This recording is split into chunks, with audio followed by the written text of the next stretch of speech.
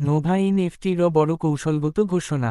ব্ল্যাকরকের কৌশলগত সমর্থন নোভা এনএফটির তালিকাভুক্তি প্রক্রিয়াকে সম্পূর্ণরূপে ত্বরান্বিত করছে। ব্ল্যাকরকের কাছ থেকে তৃতীয় পর্যায়ের $200 মিলিয়ন আনুষ্ঠানিক অর্থায়নের মাধ্যমে নোভা এনএফটি বিশ্বব্যাপী সম্প্রসারণের একটি গুরুত্বপূর্ণ পর্যায়ে প্রবেশ করছে। এই কৌশলগত মূলধনী সমর্থন প্ল্যাটফর্মটিকে আর্থিক শক্তি, বিশ্বব্যাপী সম্পদের একত্রীকরণ, বাজারের প্রভাব এবং ব্র্যান্ডের মান বৃদ্ধি সহ বিভিন্ন ক্ষেত্রে শক্তিশালী করে, যা তালিকাভুক্তি প্রক্রিয়াকে ত্বরান্বিত করার জন্য একটি শক্তিশালী গতি প্রদান করে। একই সাথে টাফ টোকেনটি নতুনভাবে তালিকাভুক্ত হবে এবং এর মূল্যের ব্যাপক বৃদ্ধি প্রত্যাশিত, যা সামগ্রিক তালিকাভুক্তির অগ্রগতিকে আরও ত্বরান্বিত করবে। তালিকাভুক্তির পরিকল্পনাটি 30শে জুন আনুষ্ঠানিকভাবে চালু হওয়ার কথা রয়েছে। ব্ল্যাকরক এবং একাধিক কৌশলগত অংশীদারের সমর্থনে নোভা এনএফটি মার্কিন যুক্তরাষ্ট্রের নাসডাক স্টক এক্সচেঞ্জে তালিকাভুক্ত হওয়ার জন্য সক্রিয়ভাবে এগিয়ে যাচ্ছে। Legacy user asset reward program চালু। সক্রিয় অ্যাকাউন্টগুলো সর্বপ্রথম তাদের পূর্ববর্তী অ্যাসেটের মূলধন প্লাস আয় 20% ফেরত পাবে।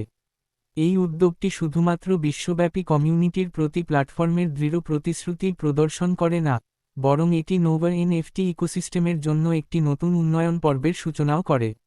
নোভা এনএফটি এর দীর্ঘমেয়াদী কৌশলগত লক্ষ্যসমূহ: বিশ্বব্যাপী সম্প্রসারণ এবং ইকোসিস্টেমের ধারাবাহিক উন্নয়নে মনোনিবেশ করা, ওপেনসিকে বেঞ্চমার্ক করা এবং ছাড়িয়ে যাওয়া, একটি বিশ্ব সেরা NFT digital asset ecosystem platform তৈরি করা, দীর্ঘমেয়াদী, স্থিতিশীল এবং টেকসই প্রবৃদ্ধি অর্জন করা।